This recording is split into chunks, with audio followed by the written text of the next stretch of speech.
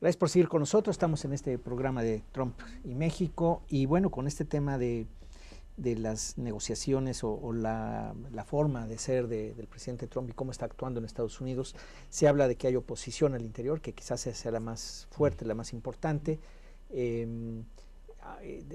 Políticamente a veces no se ve tanto, parecería como que los republicanos pues están como lentos en tener una oposición más firme. Apenas tuvimos las dos senadoras que mencionabas como una cierta oposición, pero fuera de eso yo no acabo de ver mucha oposición política, más bien oposición de grupos reales en otros lugares que quizás ahí es en donde está realmente la oposición, pero el Partido Republicano, por lo menos en el nivel de la Cámara de Representantes no, y en el Senado menos, no acabo de verlo. ¿Tú cómo estamos ahí en la negociación? Quiero retomar algo que muy importante que dijo Carlos Heredia. A Trump y a su equipo no le interesa México, es un factor totalmente secundario porque ya ve otro escenario y la verdad la negociación va a ser interna. Me gusta esa idea. Y ya empezó. Y no va a venir por parte necesariamente de los republicanos. Va a estar en el Congreso, obviamente, pero no solamente la parte republicana. De hecho, hasta ahorita todavía no lo hemos visto. Pero algo muy interesante recién que ha pasado. Cuando se vino esta prohibición, suspender 90 días la entrada de personas de 7 países, personas que ya tienen visa, green card, toda la cosa, que estaban regresando simplemente a sus hogares. Fue un escándalo. ¿Y qué pasó? Hubo un juez de una corte federal en el estado de Washington que la cuestionó. Esto es anticonstitucional. Pero lo que es interesante es que el argumento del juez para frenarla es que no era anticonstitucional en términos de derechos humanos. Tuvo la habilidad de decir eso. Esto daña al estado de Washington, porque estas personas extranjeras son muy importantes para la economía de Washington, el estado de Washington. Así le argumentó, eso fue muy interesante.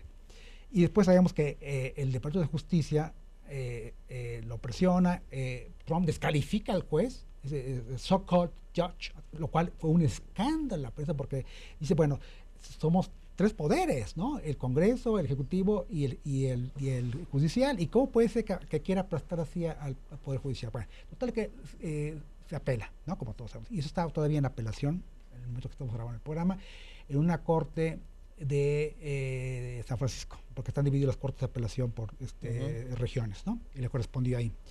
Y la Corte parece que le está dando razón al juez de Washington, y ahí el argumento es de que el Departamento de Justicia es que cómo pone una Corte en cuestión la visión del Ejecutivo en términos de seguridad. Pero no se la pasaron por seguridad, se la pasaron por daño económico. Interesante. ¿Por qué digo esto? Porque también paralelamente ha habido la amenaza, porque son amenazas, de que van a poner un impuesto del 20% en la frontera a las importaciones mexicanas para pagar el muro. Salió inmediatamente por el pueblo diciendo, evidentemente hay Trump construye un muro de ignorancia porque no sabe ni cómo funciona la economía, ni cómo funciona la OMC, es totalmente activable, es ilegal, bla, bla, bla. Pero, ahí voy, podría ser que también, igual, una corte o el Tribunal de Comercio le dijera, no, esto no es válido, por esto, pues todo, y a lo mejor no es por cuestión del Telecán, no, olvídate, el Telecán es tóxico, estoy de acuerdo, pero porque va a hacer un daño a las economías de California y Texas, por ponerte un ejemplo, donde más concentramos el comercio, y ahí donde yo creo que hay una canica adicional de negociación para México en el escenario. Tenemos que romper el esquema de que todo se va a arreglar en Washington, de que todo se va a arreglar con el Congreso. Sí, no hay que descuidar ese frente, el embajador allá tiene que ser muy, muy cuidadoso, pero también tenemos que volver a cómo se negoció el Telecán, se cabildeó, pero ahora hay que cabildear, no solamente en Washington, en aquellas regiones o estados o condados donde el comercio de México, donde los migrantes mexicanos son muy importantes. Y se pueden hacer alianzas informales o formales, como le quieras llamar, con estos grupos, incluso hasta con el Poder Judicial, ¿no? Que está muy fragmentado, para en un momento dado fortalecer una posición mexicana de defensa. Yo lo vería así. ¿Tú cómo ves, Carlos?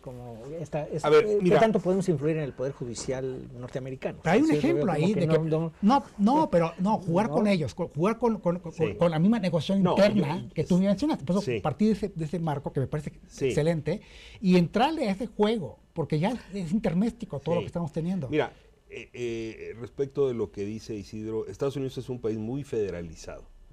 Es muy importante entender la relación entre Washington y los estados, y entre los estados y las ciudades. Ahora tenemos las ciudades santuario que reciben a los migrantes. Otro ejemplo. Son las más grandes del país, es Nueva York, Los Ángeles, Chicago. San Francisco. Seattle. Entonces,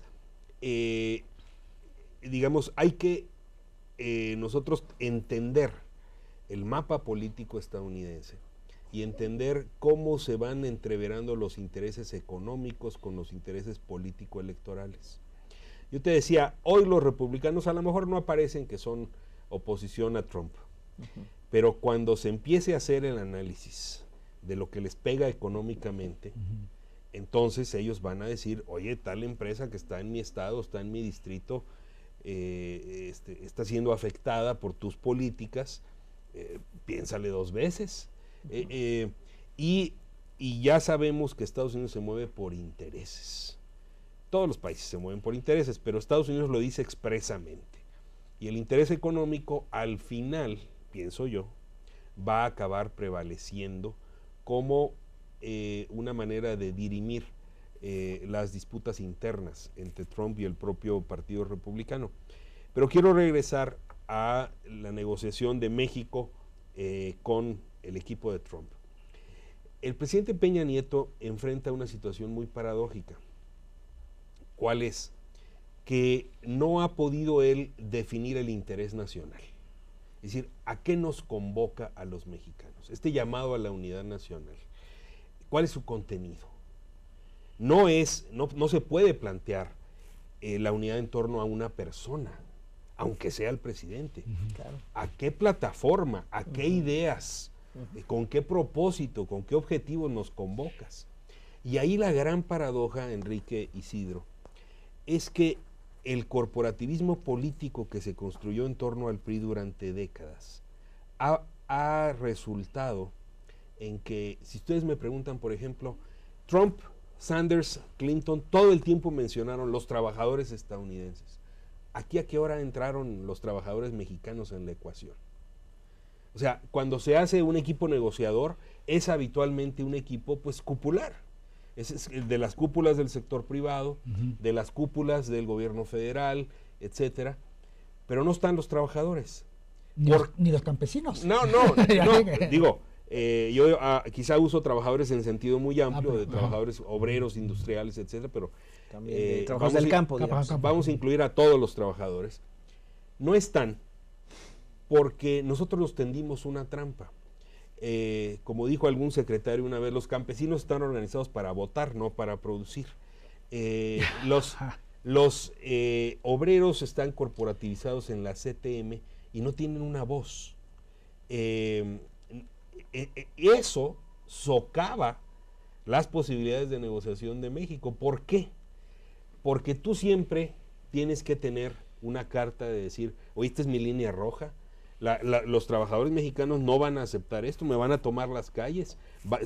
Me estás favoreciendo que yo tenga una revolución adentro de México y que México se vuelva un país inestable, etcétera. No porque vaya a ocurrir, pero digamos es parte de la estrategia de negociación. Y esto, fíjate, un punto que en la no negociación del TLC va a salir, es el tema de los bajos salarios en México, que tú lo has estudiado mucho, Enrique. No estoy hablando solo del salario mínimo, estoy hablando del salario manufacturero.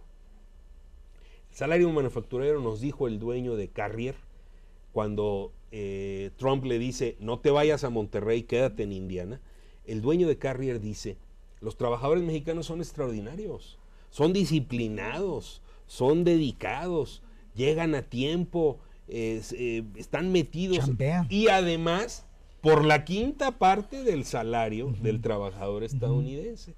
Dice, rinden lo mismo, producen lo, y a veces más, por una quinta parte. Por una quinta parte.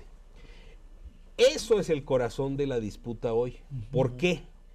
Porque históricamente el castigo salarial en México evitó que creáramos un mercado interno vigoroso. ¿sí? Todos los países industrializados que son grandes exportadores tienen un mercado interno vigoroso. Estados Unidos lo tiene, Alemania lo tiene, Japón lo tiene, nosotros no, por esa represión salarial. Y paradójicamente sigue existiendo esa enorme brecha salarial como la tentación para las empresas estadounidenses de mudarse a México, que es el dedo en la llaga que está poniendo Trump. Yo le voy a prohibir a las empresas estadounidenses que se vayan a México, pero las empresas dicen, oye, pues a mí me resulta mucho más barato producir en México, ¿verdad? Y exportar a Estados Unidos. Entonces, esa disputa no se va a acabar. Y por eso tengo precios bajos en Estados Unidos. Exactamente. Claro, es un subsidio. Estamos dando un subsidio. Y si lo ves desde otro punto de vista, a California, que es la mayor economía estadounidense, sería la economía 6 del mundo si fuera un país. La producción agrícola de California, que es enorme, 98% es mano de obra mexicana, que subsidia el precio de la hortaliza que te comes tú en tu casa. Entonces, por eso te digo que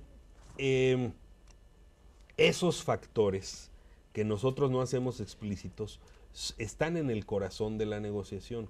Paradójicamente, México tendría que plantear en la no negociación del Telecán un programa de cómo nosotros vamos a hacer crecer el mercado interno, porque los estadounidenses, Trump lo que quiere es, ¿qué vas a hacer tú, México, para dejar de ser un imán para empresas estadounidenses? Fíjate la paradoja en donde nos ubicamos. El hecho de haber castigado los salarios, no es que seamos competitivos, sino atractivos para que vengan empresas que son intensivas en mano de obra y que dicen, bueno, yo mejor me voy a México a producir, porque son excelentes los trabajadores, altamente productivos, por la quinta parte del salario. Bueno, nos tenemos que ir a un corte, regresamos en un momento más. Estamos con ustedes en CI en Contexto, volvemos.